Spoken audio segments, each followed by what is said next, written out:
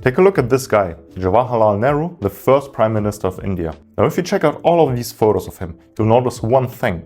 He's always wearing the same signature jacket. This piece eventually became known as the Nehru Jacket, named after Nehru himself, and what was once a traditional and overlooked garment turned into a modern symbol of cosmopolitan sophistication. In other words, it became a big deal. Or rather, Nehru made it a big deal. Through him, the jacket gained popularity in the East and is nowadays worn by politicians and businessmen. But it didn't stop there. It even spilled over into the West, where the Beatles, the Monkees, and even James Bond have been seen wearing it. Now, what is fascinating to me is that fashion trends are usually set by pop cultural icons, so actors, musicians, athletes, not political leaders. So how did this happen? How did a traditional Indian heritage garment transform to become a fashion statement in the Western world? And how did Nehru, of all people, end up having such an unexpected impact on fashion? Let's dive into the story of the Nehru Jacket and find out. At the center of the story is Jawaharlal Nehru, who was India's first Prime Minister serving in the 1950s. And he was known for wearing one distinct style of jackets. All of his jackets came with a single row of buttons and a stand collar that doesn't overlap with the front of the garment, leaving a small gap in the center. This type of collar is sometimes called the Mandarin collar or the band collar. Or, after he coined the look, it's also sometimes referred to as the Nehru collar. The jackets he wore were typically knee length, although he also had sleeveless versions, essentially vests with the same iconic collar. So where did the style come from? Well, there is no single origin. What Nehru wore were variations of different traditional Indian garments, whose names, origins and details differed from region to region. Some examples include the Acronym or the Jodhpur jacket, both of which were long garments made from fine materials that also included intricate ornaments. And what follows is true for all of them. I'm just going to use the word Acronym from now on. The Acronym is deeply rooted in Indian culture and was historically worn mostly by nobles. So Nehru viewed it as a dignified garment that symbolized India's heritage. So by wearing the Acronym, he embraced traditional Indian fashion, but at the same time distanced himself from Western colonial influences, including the standard Western suit. But there is also a political statement in the way his jackets were made. Instead of expensive, decorative materials, Nehru's jackets were made from khadi, a simple, hand-woven and inexpensive material that carried deep political significance. You see, khadi is a type of hand-spun and hand-woven fabric, primarily made from natural fibers like cotton, silk or wool. It is spun using a traditional spinning wheel called a charkha and is woven on a hand loom. The fabric is known for its coarse texture and versatility, providing warmth in the winter and coolness in the summer.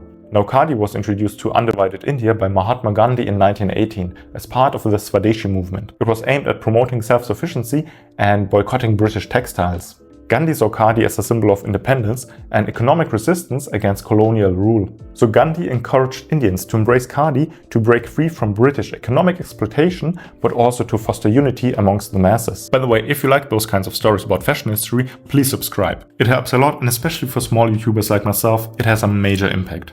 If not, that's fine, let's get back to the story. So khadi became integral to India's freedom movement, but also cultural identity. So when Nehru chose to strip away excessive ornamentations from his Aconyms, and chose a material that symbolized India's strive for independence, but also a solidarity with common people, and had a deep political meaning.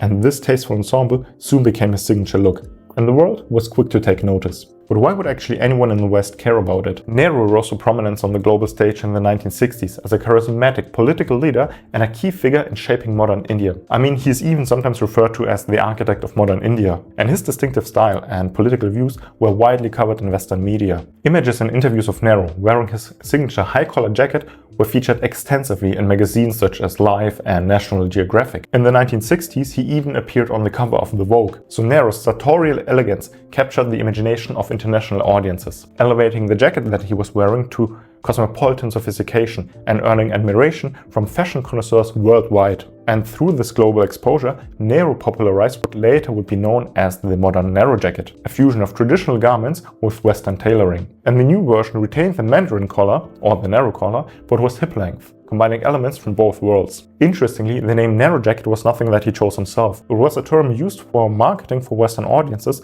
when the jacket gained global popularity. So the Nehru Jacket became a fashionable item in the West, especially with those who preferred a sleek, minimalist aesthetic. But also, while it retained the formality of a suit jacket, it also felt different and countercultural, which made it a perfect fit for the mod subculture. This was a subculture of mostly working-class youth in the UK who longed for symbols of status and wealth, and this was often expressed through expensive suits and Nehru jackets. But it wasn't only about the mods. A lot of people in the West who had a growing fascination with Indian culture gravitated naturally towards the Nehru Jacket. Want a prominent example? How about the Beatles? As the band immersed themselves in Eastern spirituality and made a well-documented trip to India in the 70s, they also embraced elements of Eastern fashion. And since Nehru's iconic jacket was already associated with India's modern identity, they started wearing it. Other fashion-forward-thinking musicians like the Monkees or Sammy Davis Jr.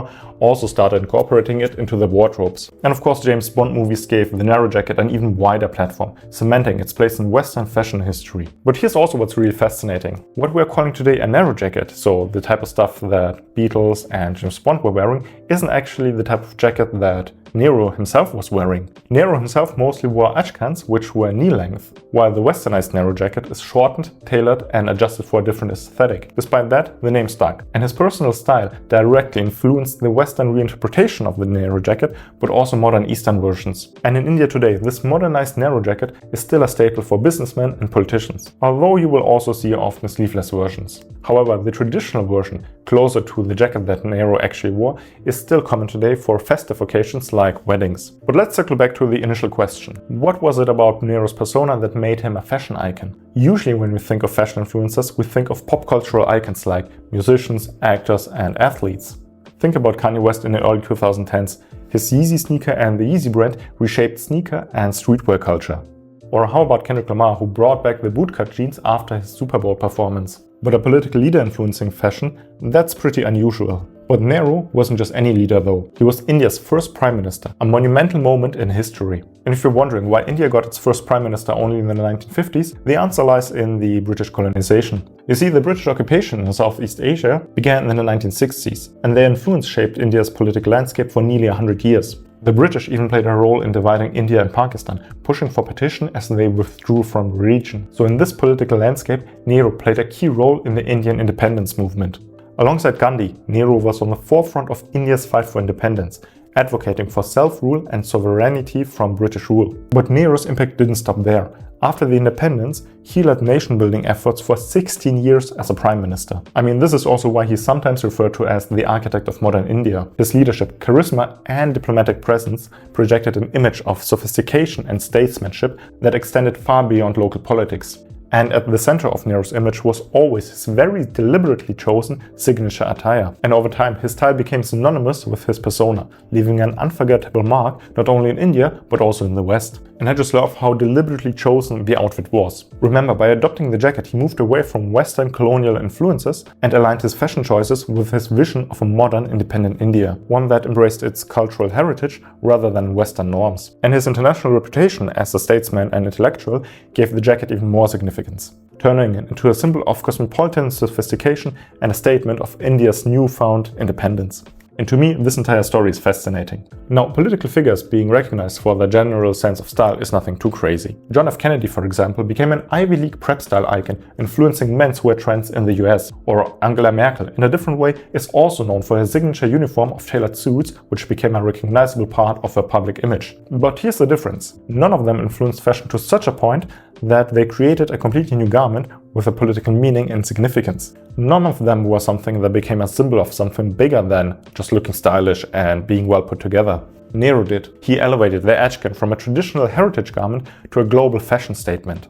One that still holds political significance today. Like even now, you will see modern Indian politicians, including Prime Minister Modi, wearing westernized Nehru jackets, proving just how deeply this piece of clothing is ingrained in the political landscape. At the same time, there's a fight going on over renaming the jacket and claiming its political significance and instrumentalizing it for new political goals. So if you are now inspired by this garment and want one for yourself, I got a small selection of recommendations for you. If you Google Nehru jacket, you will find a lot of traditional Indian jackets. This is not really my cup of tea though. If you want something a little bit less colorful and a little bit toned down, but still kind of formal, this might be a cool version by Sirplus. For me personally, what got me into the whole story was this shirt by Garuda. Sadly, they don't sell it anymore. This is just an archival piece. But there are still a lot of other brands out there that do an interesting take on a shirt with a mandarin or a Nehru collar.